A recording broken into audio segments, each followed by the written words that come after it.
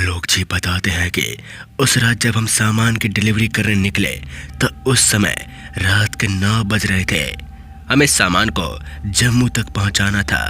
मैं और मेरा खलासी बेफिक्र होकर मंजिल की ओर बढ़ने लगे। काफी समय तक ट्रक चलाते चलाते जब मैं थक गया तो मैंने अपने खलासी को ड्राइविंग करने के लिए कहा। फिर क्या था, मेरा खलासी नेशनल हाईवे पर ट्रक को दौड़ा रहा था। उसके बाद जब ट्रक जंगल वाले रास्ते पर गई तो सिर्फ ट्रक की रोशनी से ही सब कुछ दिख रहा था। अगर रोशनी बंद हो जाए तो वीराने और सन्नाटे में डूब जाए। उस जंगल के अंदर एक अजीब सा सन्नाटा पसरा था। ऐसे ही चलते चलते जब मैं ट्रक की विंडो से बाहर देख रहा था तो अचानक ही मुझे एक पेड़ के ऊपर कोई बैठा दिखा। दरअसल मैंने देखा कि उसकी लाल आंखें चमक रही थी। उसकी आंखों को देखकर मैं थोड़ा सहम गया, क्योंकि आज से पहले मेरे साथ ऐसा कभी नहीं हुआ था। ये वाकया सच में बहुत अजीब था। फिर थोड़ी देर बाद मैंने उसे नजरअंदाज कर दिया। देखते ही देखते जब मैंने अपने खलासी की ओर देखा तो मैं फिर से हैरान हो गया, क्योंकि मेरा खलासी के हाथ पैर कांप रहे थे। वो कुछ बोलना तो चाहता था मगर बोल नहीं पा रहा था। ऐसा लग रहा था वो भी मेरी तरह कुछ देख लिया हो। उसके बाद पूछने पर पता चला कि उसने किसी आदमी को हवा में उड़ता हुआ देखा है, जिसका चेहरा काफी भयानक था। उसे डरता देख मैंने उसे मेरी सीट पर बैठने को कहा और मैं फिर से ड्राइविंग करने लगा। ये एक पहाड़ी वीरान जंगल था। ऐसा जंगल था जिसके अंदर से गुजरना मौत से लड़ने के बराबर हो। इतने में हमारी ट्रक के बगल से कोई बेहद तेज गति में ओवरटेक किया। शायद ये कोई बाइक वाला था जिसकी स्पीड 200 से भी ज्यादा थी। तभी मैं विंडो से अपना चेहरा निकालते हुए बाहर देखने लगा। मैं बहुत चक्का हो गया कि इस सुनसान रास्ते पर कोई इतनी तेज गति से कैसे गुजर सकता है। अचानक ही हमारी ट्रक धीरे धीरे स्लो होने लगी, जबकि ट्रक रफ्तार में थी।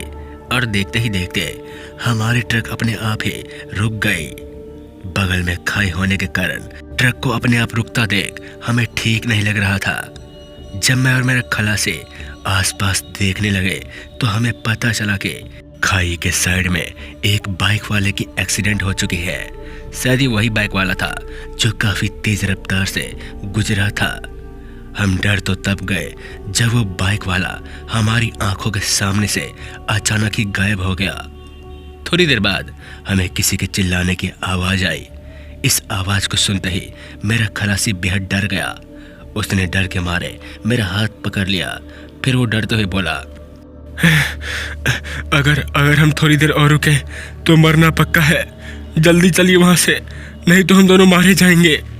ये सुनते ही मैंने अपने खलासी को ट्रक में बैठा दिया, लेकिन ट्रक तो काफी प्रयास करने के बाद स्टार्ट ही नहीं हो रही थी।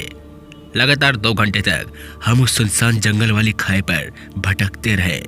काफी देर भटकने के बाद मैंने भगवान का नाम लेते हुए ट्रक को स्टार्ट किया, मगर इस बार किस्मत से ट्रक स्टार्ट हो गई।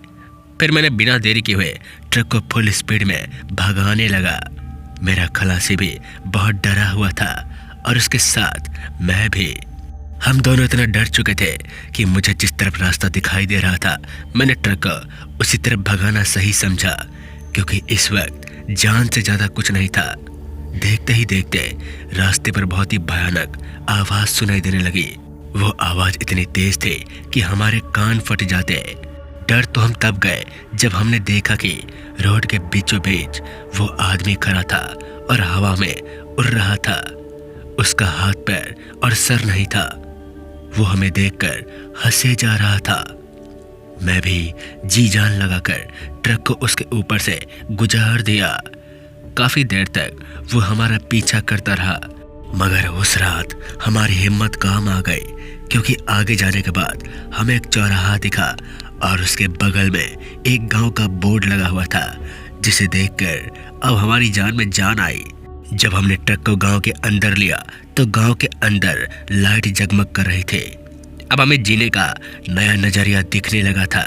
जब गांव के लोगों ने ट्रक की हॉर्न सुने तो वो लोग तुरंत हमारे पास आ गए और कहने लगे, क्या बात है, डरे हुए क्यों हो? उस भूत ने पीछा किया है क्या? ये सुनते ही हम लोग सोच में पड़ गए कि इन्हें कैसे पता हमारे साथ क्या हुआ है। उसके बाद हमने कहा हाँ हाँ हाँ हाँ।